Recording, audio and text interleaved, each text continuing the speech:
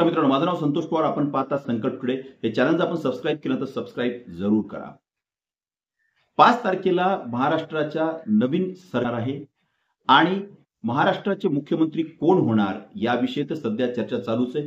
त्याचबरोबर नेमकं मंत्रिमंडळामध्ये कोणाकोणाची वर्णी लागू शकते आणि कोण कोण मंत्री होऊ शकतं याविषयी सुद्धा चर्चेला सध्या उधाण आलेलं आहे. बरीच नावं चर्चेत आहेत. आपण या व्हिडिओमध्ये चर्चा करूया नांदेड, परभणी आणि हिंगोली या 3 जिल्ह्यामधनं कोणाकोणाला मंत्रिपदाची संधी मिळू शकते ते आपण पाहूया. सगळ्यात पहिले पाहूया आपण नांदेड जिल्हा. नांदेड जिल्ह्यामध्ये मंत्रिपदाचे प्रबळ दावेदार आहेत ते तुषार राठोड. तुषार राठोड हे मुखेड मतदारसंघाचे आमदार आहेत.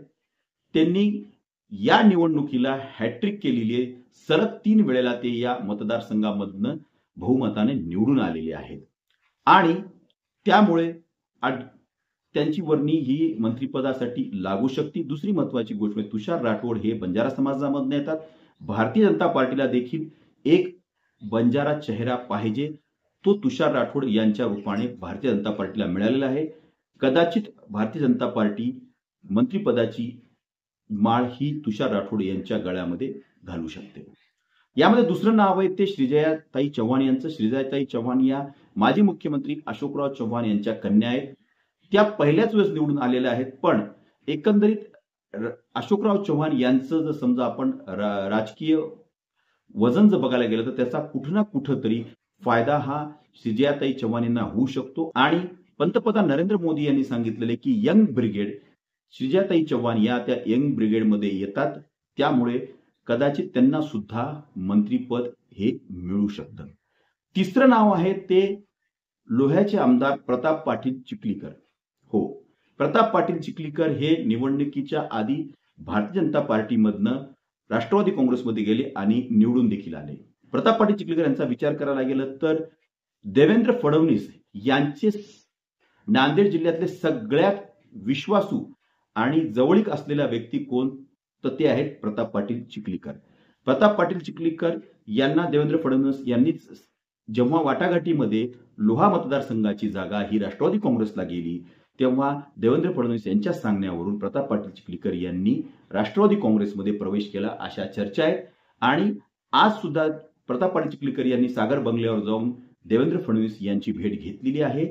आणि आता देवेंद्र फडणवीस हे सुद्धा जास्तीत जास्त इच्छुक आहेत की प्रताप पाटील चिखलीकर हे मंत्रिमंडळात असावेत.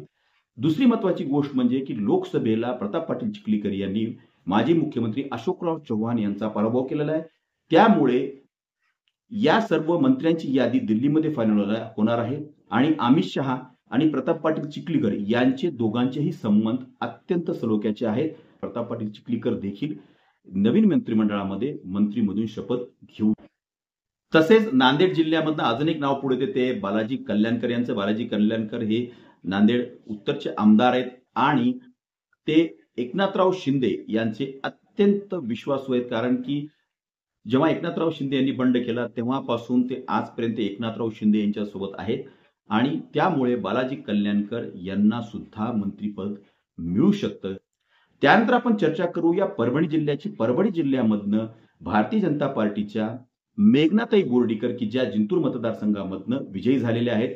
मेघनाताई बोर्डीकर या दुसऱ्यांदा निवडून आले आहेत, पण त्यांचे वडील देखील आमदार होते आणि एकंदरीत भारतीय जनता पार्टीचा सगळ्यात विश्वासू चेहरा हा सध्या मेघनाताई बोर्डीकर या आहेत. त्यामुळे परभणी जिल्ह्यात जर समजा मंत्रिपद द्यायचं असेल तर निश्चित भारतीय जनता पार्टी मेघनाताई बोर्डीकर यांचा विचार करू शकते. कारण की या मंत्रिमंडळामध्ये महिलांचा सहभाग असेल असे संकेत मिळत आहेत. त्यामुळे मेघनाताई बोर्डीकर ह्या सुद्धा मंत्री होऊ शकतात. परभणी जिल्ह्यामधनं दुसरं नाव येतं ते येतं रत्नाकर गुट्टे यांचं. रत्नाकर गुट्टे हे गंगाखेड विधानसभा मतदारसंघाचे आमदार आहेत. त्यांची सलग ते 2 वेळा निवडून आलेले आहेत. ते एक उद्योजक आहेत आणि त्यामुळे हे सुद्धा विचार करा की एका उद्योजकाला ते मंत्रिमंडळात स्थान देऊ शकतात. इथे रत्नाकर गुट्टे यांचं सुद्धा नाव सध्या चर्चेत, त्यांना सुद्धा मंत्रिपद मिळू शकतं. आता विचार करूया हिंगोली जिल्हा. हिंगोली जिल्ह्यामध्ये जिल्हा तसा लहान आहे आणि 3 मतदारसंघ आहेत. 3 मतदारसंघापैकी 2 जे आमदार आहेत ते प्रबळ दावेदार आहेत मंत्रिपदाचे. ते कसं पाहूया. सगळ्यात पहिलं नाव येतं ते तानाजी मुटकुळे यांचे. तानाजी मुटकुळे हे हिंगोली विधानसभा मतदारसंघाचं प्रतिनिधित्व करतात. त्यांनी हॅट्रिक केलेली आहे. भारतीय जनता पार्टीचे सर्वात जुने कार्यकर्ते आहेत. ते 3 वेळा निवडून आलेले आहेत. याचा फायदा कुठं ना कुठं तानाजी मुटकुळे यांना होऊ शकतो आणि जर हिंगोली जिल्ह्याला मंत्रिपद द्यायचंच म्हटलं तर तानाजी मुटकुळे यांचं नावाचा विचार हा 100% होऊ शकतो. शिवसेनेचे अगदी गाजलेले संतोष बांगर हे कळमनुरी विधानसभा मतदारसंघाचे आमदार आहेत. त्यांचं नाव देखील सध्या चर्चेत आहे.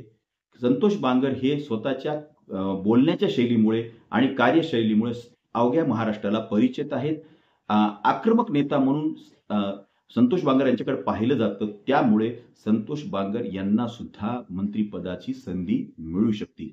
शेवटीला या सर्व गोष्टीचा निर्णय हा दिल्लीमध्ये होणार आहे आणि ते आपल्याला लवकरच कळेल. पण 3 जिल्ह्यातील या आमदारांना मंत्रिपद मिळू शकतं ही शक्यता आहे. तुम्हाला काय वाटतं कॉमेंट बॉक्समध्ये नक्की कळवा आणि असेच व्हिडिओ पाहण्यासाठी संकल्प टुडे या चॅनलला सबस्क्राईब करा. भेटूया पुढच्या व्हिडिओमध्ये.